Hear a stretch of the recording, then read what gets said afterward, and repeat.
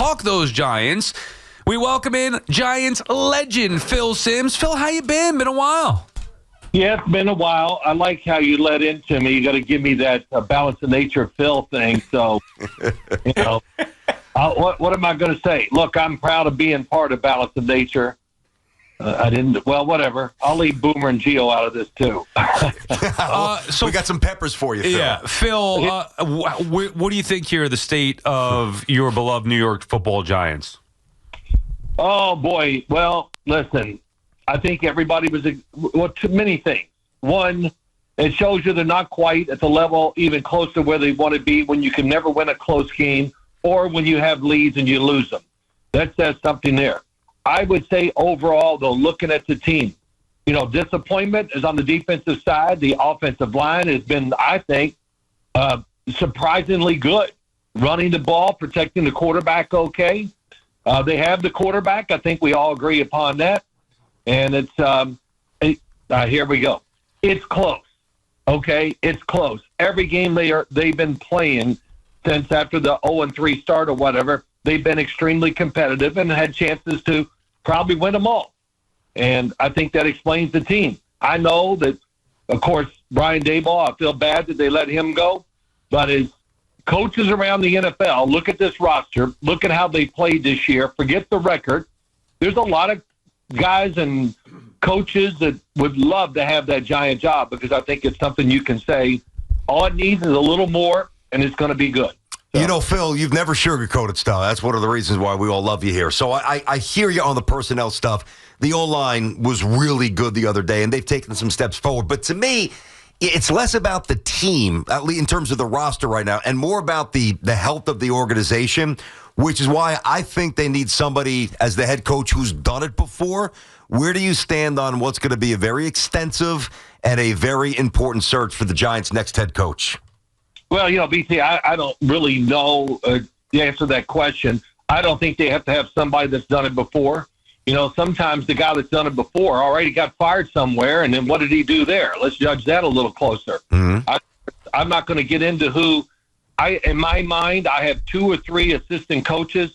If the Giants hired them, I'm not going to say who they are. I'm not backing out or anything like that. It's just I played for the Giants. I work for the Giants in a certain capacity, and I'm just going to be truthful to this. There's a couple assistants out there that I think are perfect for the Giant job, and as it gets closer, we'll see where it goes. Do you believe that the Giants' failures has been more about poor coaching or undermanned roster or just effort from players in general, specifically on the defense? What do you think is the biggest reason why the Giants yet again are 2-9? Well, look, I'll be the fan here for a minute. I'm just not happy with how situations are used or done. So it's, I guess you'd say it's some of the coaching, some of the decision-making on both sides of the ball. We just keep talking about the offense. Oh, they shouldn't have thrown this pass and that. But on the defensive side, come on. That's the biggest disappointment of all of this New York Giants football team. I mean, we expected the defense, at least I did, to not be good. I expected them to be damn dominant. And it's not that they just have a defensive line. They got depth there, too, where they can bring guys in and out and keep them fresh. And to me, that's probably the biggest thing that I've looked at and been disappointed in the football team is the defensive line has not dominated like I thought they would. Well, Phil, I think we all have that expectation. I remember saying during the summer, like, hey, this could be a top 10 Giants defense and getting a lot of sacks and, very sudden flipping fields and forcing turnovers. So we all thought that. Why hasn't that happened? Well, I think, listen, I'm disappointed in the coaching on the defensive side. I'm just going to be honest there. There are situations, Shane Bowen came in, and when he was at Tennessee, and, we don't know if it's his ideas or he's being told some of this stuff. But, man, down in Tennessee, they were a blitzing team. And the team wasn't very good, but the damn defense could play a lot of good games. And I thought, wow, that's going to cover up some of the weaknesses the Giants had. I didn't see it last year. Now that they have a better roster, I just wish they were more aggressive on the defensive side. So that's really a big complaint that I have about the football team. Let me follow up on that, and something else I think we all agree on. So we talk about this, but how does it work on game day? So Daboll's an offensive guy. They might go offense, it might go defense, independent of that. when the head coach, who's an offensive mind, sees things happening on defense that he doesn't like, he's obviously either got to walk down the hall during the week or walk down the sideline and find the coordinator and say, yo, what are we doing? Let's mix it up. That didn't seem to happen enough. And am I overstating how often that happens for the successful teams? Well, yeah, I think there should be great communication between the head coach and the coordinators. There's no doubt about it. And, I hate saying these things and people, you're still talking about the old days. But I can remember standing there or something and Bill Parcells on the headset talking to Bill Belichick, and it wasn't like, hey, you're doing a great job, coach, and it was, I would even chuckle sometimes going, damn, he's getting all over Belichick. But I always think that's the job of the head coach, to manage the game. Manage the game means many things, going forward on 4th and 3, punting the ball on 4th and 1, but also managing the coordinators. And, that you get a feel for the game.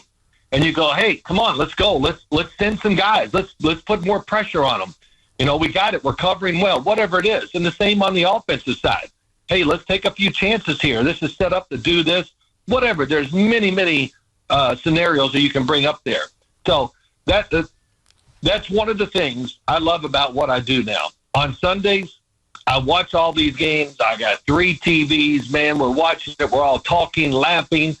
And, man, the management of games by NFL coaches, this might be the worst year ever of around the league, going for everything on 4th down. Well, analytics said it was 52%. Well, analytics is stupid. How's that? Okay. Boy, Phil. All these analytic things get way out of control because it's the out for the coaches. Well, analytics said, I should do this. So that's why I'm being aggressive, because that's who we are. We're aggressive. That's the other term I hate hearing. Oh, we're just aggressive. No, you might be aggressive, but at this point in time, that was not the right call. Yeah, I mean, just leaving points off the board without kicking field goals. I'm not saying you can't be aggressive in certain spots, Phil, but so many of these coaches, they just forego the 3 points like it's nothing. It changes the game. I write them down every week as I'm watching games. The old story, chasing the points, it's real and it's wrong. And I shouldn't say it's wrong. Most of the time, it is wrong. And, I learned through a couple coaches, and again, I think Bill Parcells, I'll bring his name up all the time, that he was one of the greatest game managers in history. And there were certain things, just for example, we played a championship game against the Washington Redskins in '86, and we take the win instead of the opposite, taking the ball or making them take it. So we had the win behind us, and I said, so why are we doing this? He goes, I just want to get ahead. I don't care if it's 3-0. That score, we're starting to put pressure on them right away. And when we do that, we got them. Yeah. And, and it's so true. So you're saying it. Take the damn 3 points. We're going for 2 in the first quarter, some of these coaches. It's so... Oh, well, I love it. So Phil, I hear you. I'm not going to disagree, but I'm going to give you something else to chew on and offer a little more clarity here. You can disagree. I would. But I don't fully. I would, but I don't fully disagree. I just want to kind of go to a different part of the conversation. So you talk about your day, right? And we all miss those days. But 3 points mattered more because teams didn't drive down the field in 33 seconds with one timeout. It's a different league. So the emphasis and chasing points, while it fails a lot, I do understand it more so now because it's a different league, Phil. Well, I'm going to disagree in many things. Yes, it is a different league. There's no doubt about that. But also the scenario, chasing it, when you chase it, that's always big. So you got to make those decisions, like going forward, like you're saying. Well, okay, we hear the analytics, we all this talk, but let's go into what the game really is that day, where points are going to be extremely valuable. And, I go back to when we watched Detroit and Philadelphia play. Oh, my gosh, that was, come on. It just right away, let's go for it, go for it. Yeah, you're playing probably the best defensive front in the damn NFL. Okay, but we're going to go for it on 4th and 3. Yeah, what are you going to do? Hell, they can cover, they can rush, they can stop the run, but no, let's do it because that's who we are. Well, you got to be versatile. You got to be able to adjust, and that's the thing about analytics. And sometimes when I say these outs, we're aggressive. This is what we do. I don't want to hear it. BT and Sal on the Fan. We're talking with Phil Simms. We got plenty to get to here. I want to go back to the Giants for a second. Big picture, Phil. You mentioned before that you think they have a better roster. What do you think overall of the job Joe Shane has done in 4 years? Well, I don't have the problem with it that everybody else does out there. Like, oh, my gosh, he picked this guy and this guy. You can go to every team, and I'll show you a lot of bad draft picks. So he's hit on some big ones, too. So, look, they're involved with it down there. The hierarchy, the owners, whatever you want to say, they're, of course, love their team. They want the fans to be happy. That's the Mara's way. There's no doubt about that. So overall, I think he's hit some home runs. And, how did we like Jaxson Dart? Is that okay? Is he okay? Yeah, I think he's okay. And, some of these others, going and getting Brian Burns. Oh, my gosh, that would change. He changes your damn team, Brian Burns. And not enough. If he's not the leader of that football team, I don't know who the hell is, because it's effort, it's emotion, it's every dang game with Brian Burns. He's a stud. Nobody's going to push back on that. But I'm happy you specifically used the word leader, because to me, and I'm not there, as you know, from where I'm sitting, the Giants seem leaderless. Because if they and I know what LT did, taking naps, but that was LT. When you're late for meetings or you're missing walkthroughs, like, what veteran? It doesn't seem to be Dexter. Burns doesn't seem to have that personality. Who is putting the young bucks in place? They don't seem to have leadership, Phil. Well, we're not going to know what goes inside the meetings and locker room, so we don't know that. I would be shocked if Bill Carter is not getting an earful from some of the defensive players, and of course he's getting the answer a little bit from the coaching staff. Listen, I can't imagine something like that happening with all the head coaches I had with the New York Giants. Yeah. So the punishment would be quick and it would be severe. Mm-hmm. Now, we might not know about it. They might keep it under wraps a little better in today's world where everything gets out. But, yeah, it's unacceptable. And I'm sure the teammates just didn't go, oh, it's okay. No, I don't think that. I think it's a little more than that. I think on the defensive side, they got a couple guys that would speak up and keep you in line. And I feel pretty safe in saying that, too, about the Giants. Okay. And again, like Deion Dawkins said, what he said the other day, from the Bills' perspective, I'm not saying that nobody on the Giants said anything, but there's attempted leadership and there's like effective leadership. And the fact that it seemed to be fairly repeated with Abdul Carter, yeah, guys may have said something. He didn't get the message, Phil. Well, yeah, there's a little thing. I had a good thought in my mind about that. Is that we really don't know that, but yes, I wish there was a unit on the team that we knew was going to be physical, vocal, and do the right stuff to do the right job. And maybe I'm kind of agreeing with you there. Okay. Stuff like that. I'm not going to give the names, but Lawrence Taylor would speak up. And one time we had a little problem on the offensive side with the receiver, and Lawrence walked up to him and says, "Hey, man, I want you to play well today. But after this game, if we lose, I can't even say what he said." Oh, man. Beat him up? But he basically said, "I'm going to beat your ass when it's over." Oh, man, that's awesome. That is leadership. Yep. But here's what happens. There's a guy or two on the team that is on that, and the coach permeates it down to the players. And, of course, the coach was a great leader. And, the old thing, I always say this, too. Every day was the most damn important day for 8 years under Bill Parcells. And I really mean that. It was incredible. The pressure on practice. You want to go the old, who said that? Practice? Oh, Allen Iverson. Practice? That's what you think sometimes, but not when the leader is out there telling you it better be good. If it's not, you're going to hear it big time the following day. And what it does, especially when you're playing teams and you're better than. Of course, that's not the case with the Giants this year. You never look at a game and go, wow, they should win this game going away. That's not possible. Phil, what do you think of the play calling with Jaxson Dart? There's been a lot of criticism nationally, locally about the Giants relying too heavily on him to run the football. What are you seeing from Jaxson Dart? Not just his play overall, but the idea of the play calling running him potentially too much. Well, they're trying to win the game. So I don't have I'm not against that like a lot of people. Listen, to me, the problem is Jaxson Dart in that situation. It's not that difficult. You gotta know when the play is coming close to an end. And, as a quarterback, he's running. I'm sure he sees everybody around him as he's running, and he's doing whatever. But you got to get down, and you got to live to play another play. It's almost like passing. Passing, it's great if you can throw it down the field and hit a big one. We need you to hit all the routine throws, and those plays they set up for him. I thought they were extremely well designed.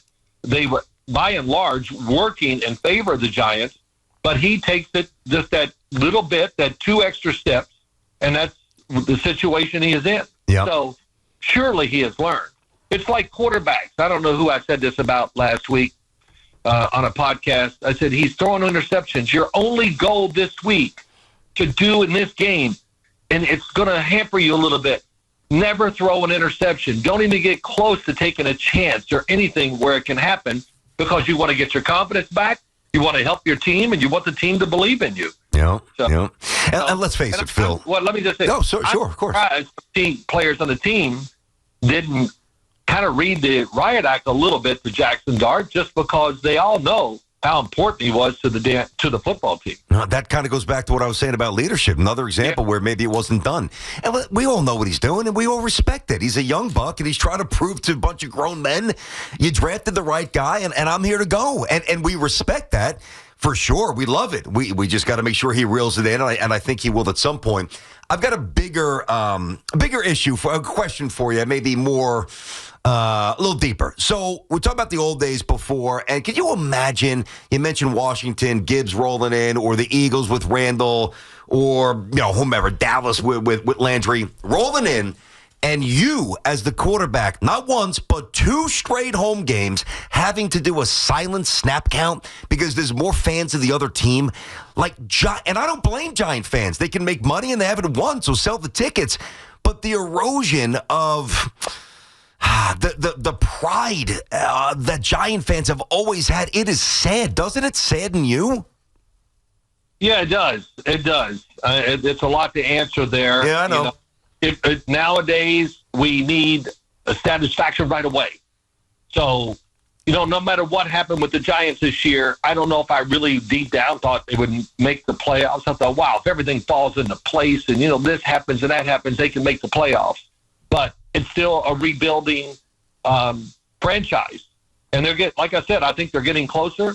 They got some guys that can be leaders of the team and people to look up to because of their production and the way they handle themselves.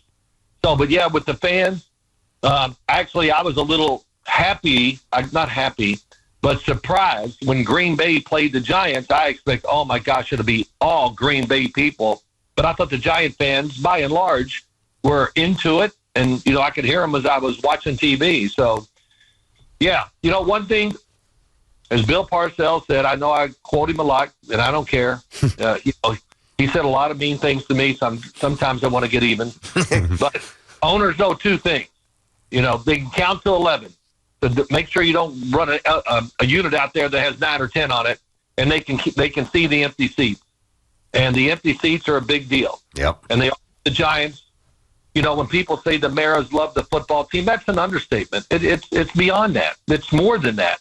They really, truly, I think, with Wellington Mara and even John, talking to them, they want more for the fans. It's always about the fans in their eyes.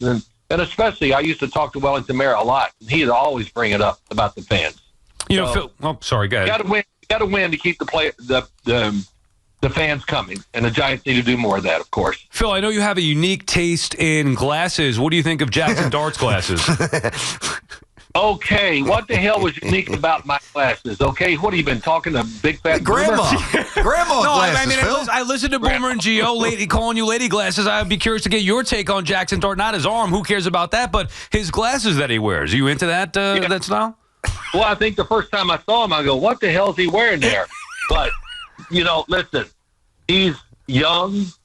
He's pretty hip, to say the least. I guess that's the way to say it. Just the way he puts the uniform on and the eye black and everything. So the glasses, I just look at them. I'm getting used to them. I saw him again last night on TV when I was watching something. I go, yeah, man, he's got it all. So, and what's really amazing about Jaxson Dart is I think the running has been better than we all expected. But I was at training camp a lot. And every time I went to training camp, I go, damn, he's throwing it better today than he did the other day. Is this real? And, of course, right in the game, right away, he shows it to us. But his choice of clothes and wardrobe and glasses, for him, it's working. That's all I can say. He's got drip. There's no doubt. All right, so we want to get... What do you call it? He's got drip? Yeah, a little drip. He's drippy. Come on, Phil. He's got a little drip. He's got a little swag. Hey, act your age. Hey, come on. Jeez, he is. He's 22. Hey, what do I do? You grandma glasses like you? He's saying you at your age. Yeah, using the word drip. Okay, I got you. All right, so there's a couple of college quarterbacks that the Jets very well might have an eye on here.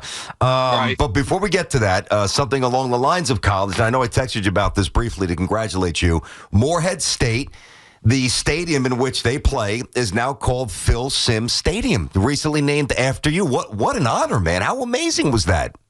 Well, yeah, it was great. It really was. It's humbling to say the least.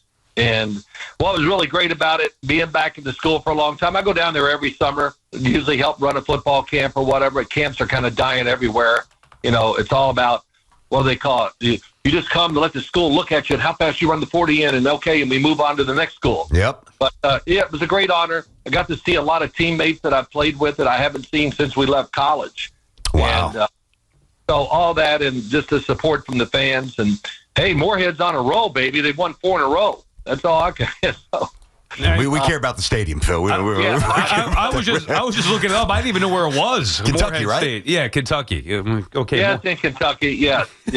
So it was great. The first thing I got hundreds of text messages, and they all say congratulations, and then they go, how much did you have to pay them? Did you cut a check? You had to cut something along the way, Phil. Well, maybe over the years, but I didn't have to do it just for this. Gotcha. So it was great. Awesome. It really was a lot of fun. And what are you thinking of some of these college quarterbacks that you see? You have one in particular that you want the Jets to get? No, I don't have one particular now because there's too much time left in the college football season, off season. Let's see, and you get a chance to really look at them, but. Hey, it's going to be I don't know if it's going to be a great quarterback draft, but it's going to be a big volume of them. In the next 2 years, there are a lot of pro quarterbacks in college football. And, I mean, it's every style that you want. Ty Simpson of Alabama, he's a very, very good thrower of the football, and he can really run, too. That's just one. Of course, Fernando Mendoza. Love him. I like the way you said that. Yeah, I mean, man, I covered him one game when they were playing Iowa, and that was probably his worst game of the year. But I stood on the field behind him, watched him throw it, and I went, holy man.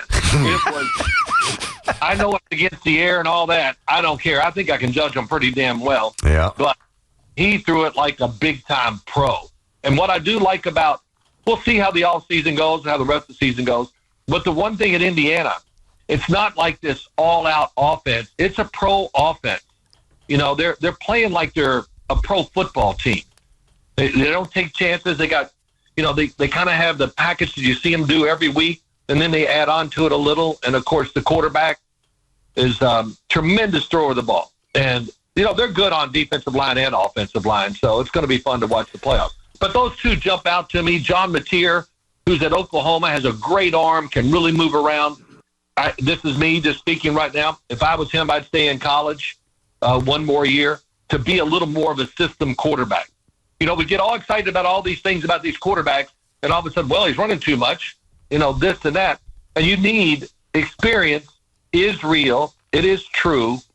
If you can get 3 years of starting quarterback in college, and especially if it's against good competition and you're on a good team, then you can really judge them. It becomes much, much easier.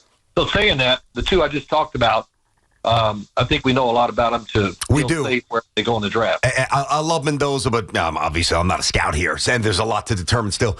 One thing, and I've finally come to this conclusion, and listen, the Jets being the Jets have gotten my brain twisted over the years trying to evaluate these quarterbacks, so I've gotten more wrong than I've gotten right, admittedly. But I am now of the opinion, Phil, and I see Drake May doing this like an expert.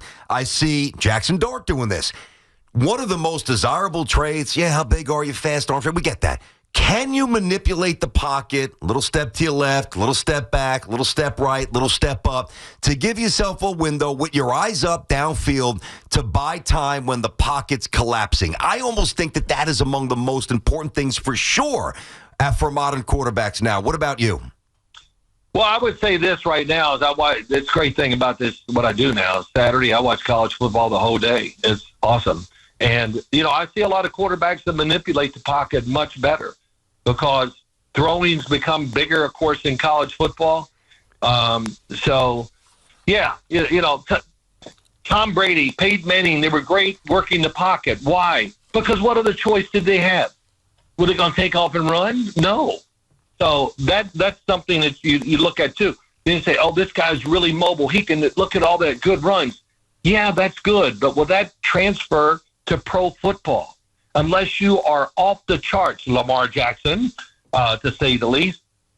He was so quick and so fast, he was able to, his running adapted right to the NFL. But there's not many Lamar Jacksons out there.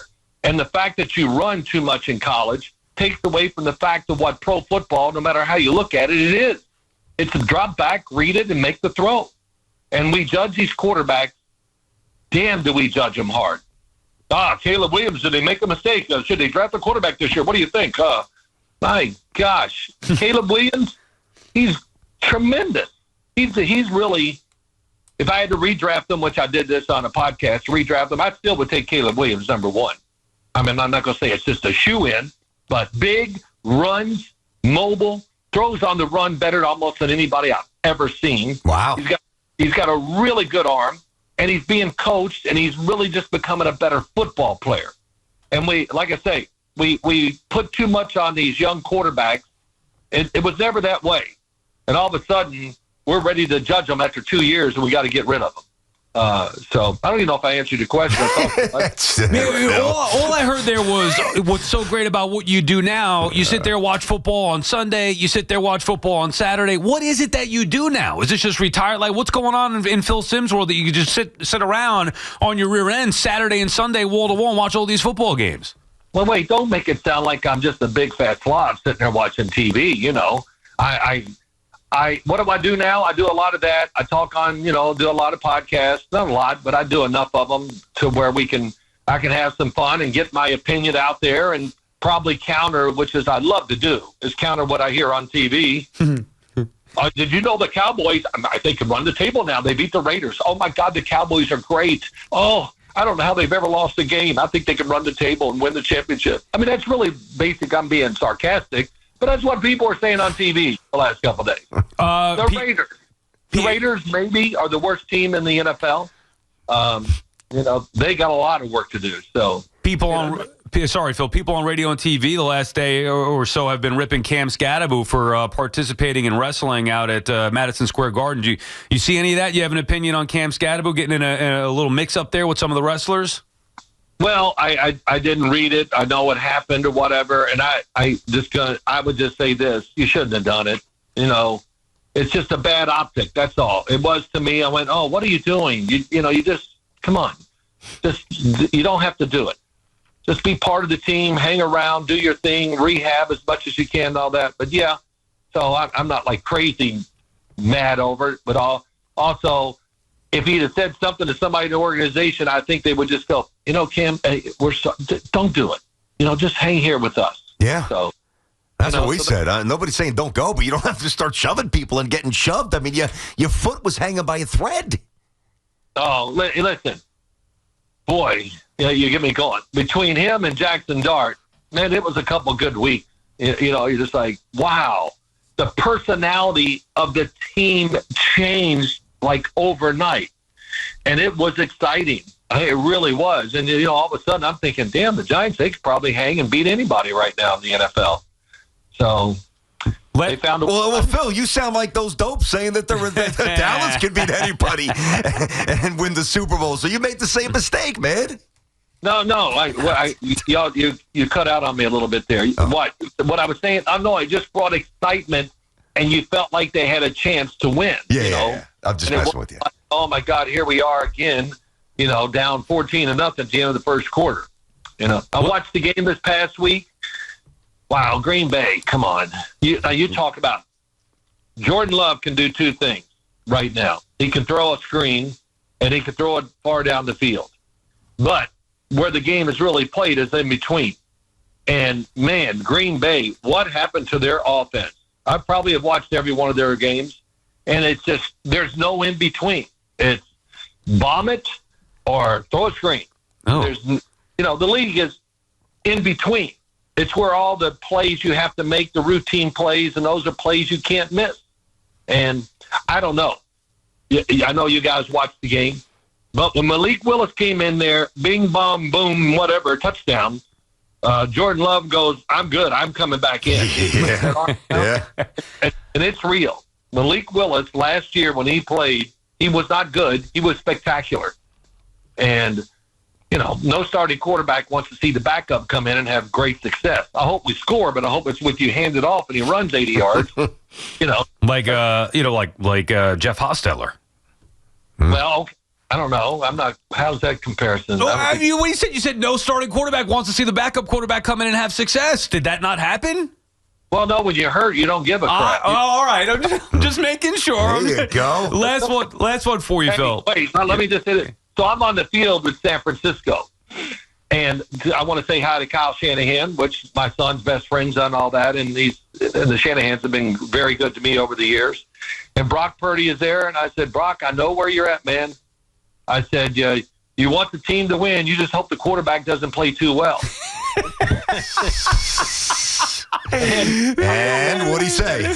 Trying to give him confidence. And, of course, I was he kind of smiled and laughed a little bit. I went, wow, that was stupid on my part. Oh, man. But he did. Phil. He played. I thought he played really well in his first game back and everything like that. And, Mac Jones, it just goes to show you time, but the right offense, the system around you and all that, you get a chance. He took advantage of it big time. I mean, that's an understatement. Really, that's the guy I think, and I've always said this, right or wrong, that's who San Francisco wanted. And, even Kyle Shanahan is kind of like, it was a lot of time when we did that in between or whatever. And they changed their mind and took Trey Lance. And Mac Jones, you saw what he would fit and did fit the 49er offense to the T. I mean, everything about what they do, that's what he was. And that's why they moved up in the draft, in my opinion, was to take Mac Jones. But public pressure, TV, whatever it is, I don't know what changed their minds, but it backfired on them. Last one, Phil. Hoff was telling me, our producer, in our ear that Shedeur Sanders is going to start this week for the Browns. What are your thoughts on Shedeur getting the NFL start here against the Raiders this weekend? Well, it's a great place to start. It really is. And the fact that Dylan Gabriel got a concussion, I said, well, there's no way he'll be back. And I look at the Raiders. I watched them play against Dallas and everything like that. I haven't watched Shedeur's play yet, but I'll probably do that later today. But this is the team. They'll be ready. It'll be extremely careful. And then once they get you settled in as a quarterback, which you want to do I don't care who the quarterback is. Aaron Rodgers, hey, let's throw two screens, and all of a sudden, I'm just telling you the truth. If I were to throw two screens to start the game, I go, all right, man, I got it today. This is good. I feel good. I'm confident now, and, you can make the rest of the throws. So they'll manage him very well. I would expect him to play well. The argument about that he's not getting reps at practice, hey, I never got reps until I played. In other words, we didn't give reps to the backup quarterback. They ran the scout team. Because there's so much in a game plan and what you're trying to do for the game, you don't have time to be substituting quarterbacks in and out in practice to make sure the backup is – no, the backup is a backup for a reason. So when he's called upon, the standards are still high, won't be as good as the starter, but at least gives you a chance. Thank you, Phil. We appreciate your time. Good luck in, whatever it is that you're doing now, hanging out, watching football, wall-to-wall, Saturday, Sunday, feeding the fox. Yeah, the foxes. I got 3 of them now, so I don't know what the hell's happening, but as my wife said the other night, I took food out to the foxes. It was chicken breasts. They weren't cooked, and she goes, should I cook them first? I know I told Boomer on this story. I go, they're wild animals. No, they'll eat it. They eat other animals a lot, so whatever. Yeah, but what about salmonella for the foxes? You should have cooked it. Okay, that's a good answer. There you go. Wrong answer. Thank you, Phil. Great job, Phil. Always awesome. fun. I miss hearing Phil all the time. We ask off and set him up, and obviously Phil loves talking football.